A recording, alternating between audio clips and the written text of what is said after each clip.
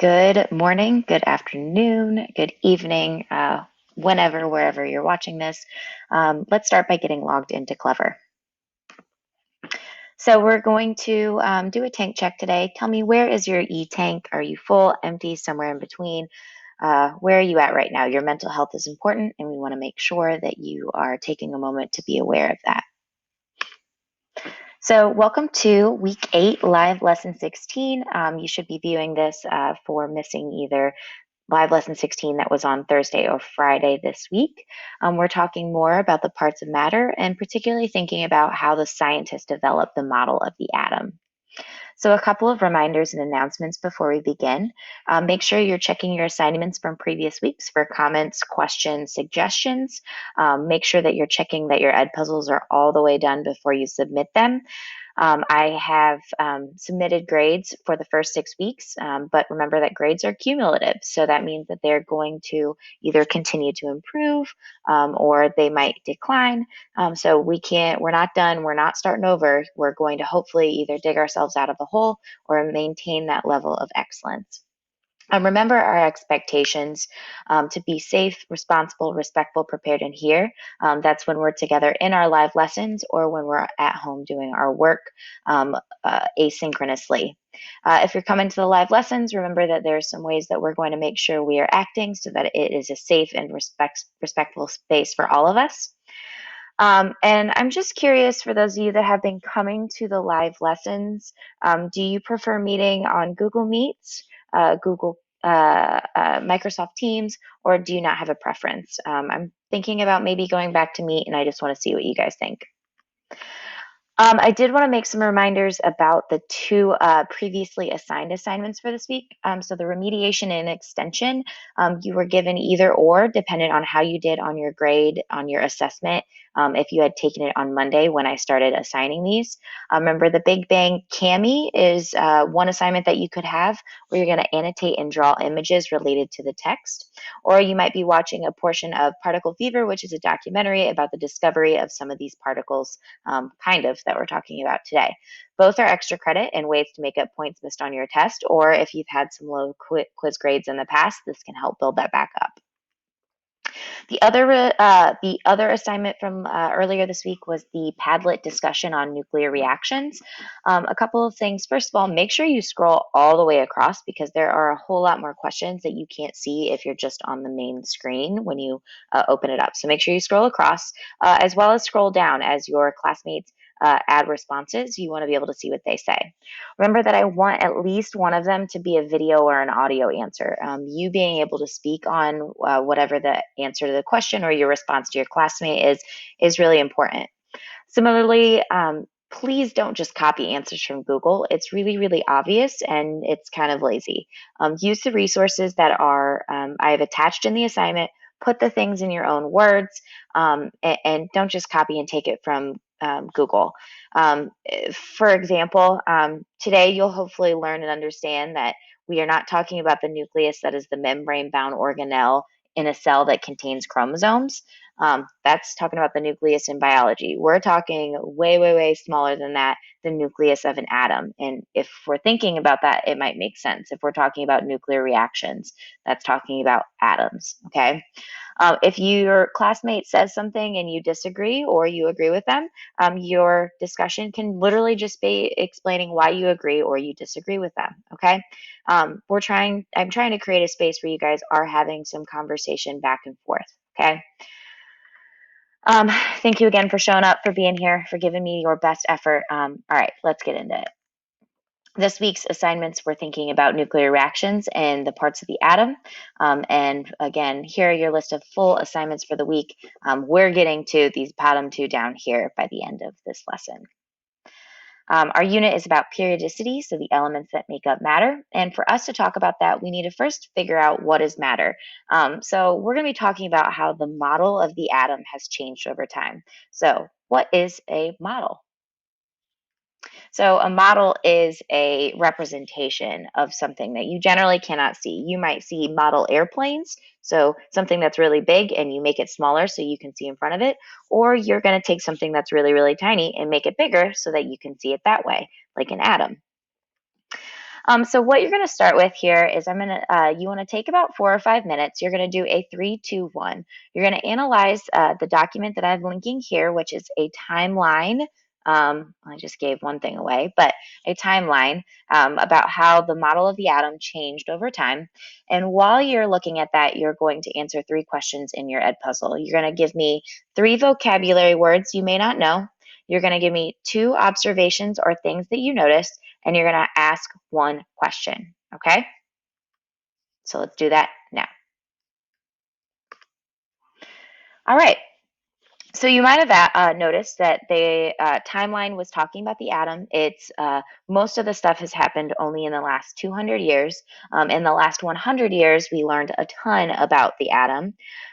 These scientists did some different experiments and they came up with different models or ways that they would visualize the atom. Again, the atom is something so teeny and tiny that we can't see it. So there has to be some model and a theory about how it functions and what it looks like. So the atom the smallest particle of an element that still has the properties of that element. So actually, over 2,400 years ago, Democritus, who is a Greek philosopher, first theorized the atom. Dalton was able to prove it with some science in the early 1800s. But Democritus and Dalton kind of both had the same idea. They both said that the atom was the smallest particle of matter, and that an atom was the smallest particle of matter because it could not be divided anymore. They use this phrase here, atoms are indivisible. So what do you think that might mean? So it's not invisible, but indivisible means unable to be divided. It cannot be cut anymore. So both scientists said that the atom was the smallest particle of matter, an atom that could not be divided anymore. It was indivisible. Democritus, his thought literally came from sitting there and going, well, if I cut something in half over and over and over again, eventually I'd reach a point where I cannot cut it anymore, and that's what we're going to call an atom. He called that first atom an atomos, Atomos, which literally means indivisible or uncuttable. All right. But a couple hundred years later, after Dalton scientifically proved that atoms did make up matter, scientists were able to prove that there are actually things that make up an atom. So they started to realize that there are subatomic particles. What do you think subatomic might mean? My hint is to break down the word into sub and atomic. So a submarine is something that goes under atomic. So subatomic particles are under the atom. They are smaller than the atom. So these subatomic particles make up an atom. They are smaller than it. The atom can be divided even a little bit more. And the atom can be divided into these 3 major parts. We are going to spend a lot of time next week understanding what these 3 parts do. So there's protons, electrons, and neutrons. The electrons were actually the first subatomic particle that was discovered by Thomson in 1904. And he was able to do what was called the cathode ray tube experiment to figure out the electrons were a negatively charged part of an atom. Then we had Rutherford, who figured out that there was a positively charged nucleus in the center of each atom. And then he took that a step further and said that actually that positively charged nucleus has what is called protons in it.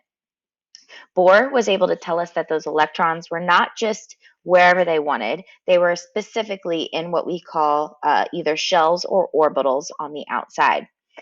Our last particle of matter was the neutron, and Chadwick discovered that. And the neutron is the neutral, no charge atom or part of the atom that is also in the nucleus with our protons.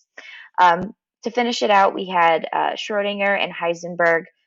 They were both scientists who were able to theorize and support that electrons actually aren't just in these cute little circles, they're actually in generic regions, and they called those clouds. All right, so you're going to be spending some time breaking each of these down and what each scientist figured out.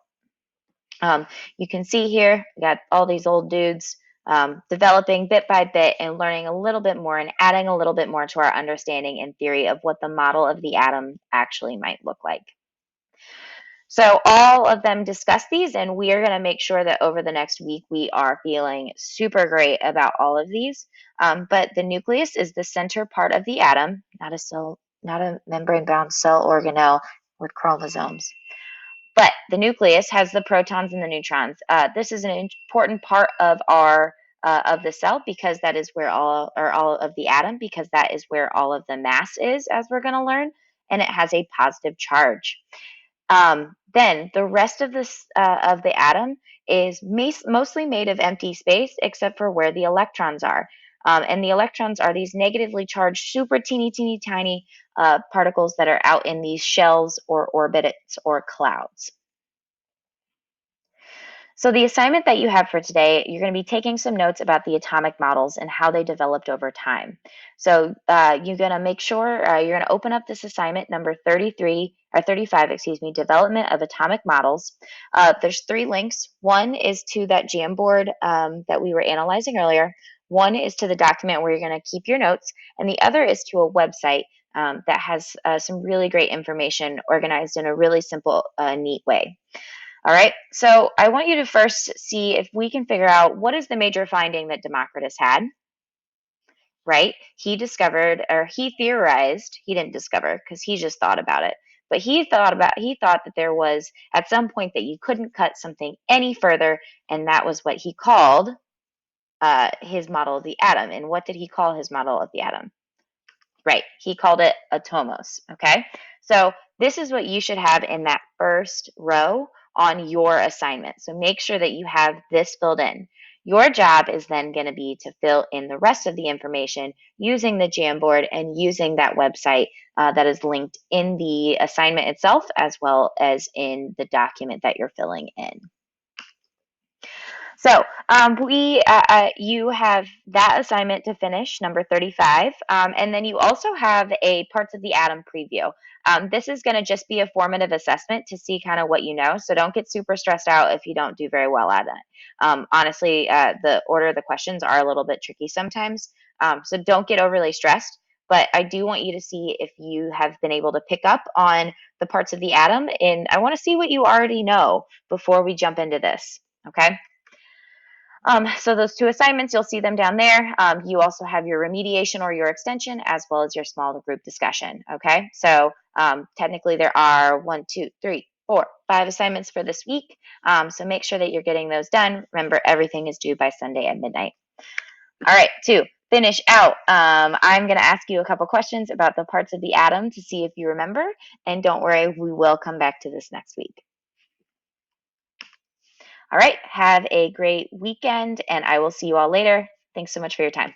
Bye.